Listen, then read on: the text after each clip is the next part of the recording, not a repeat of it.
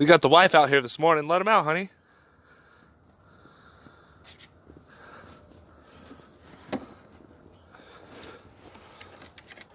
Come on, you munchkins. There's that one that's making all that noise. Let's see if they see that cat food.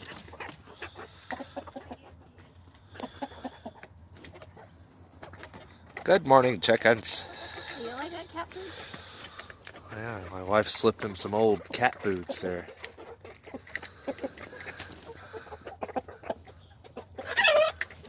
Hey, P. Diddy's a little big for there. he's huge. I think you need to put him in with the big girls and let him get beat up. He's too big to be tackling on these girls. I know, Miss Frizzle's is just a little dainty thing.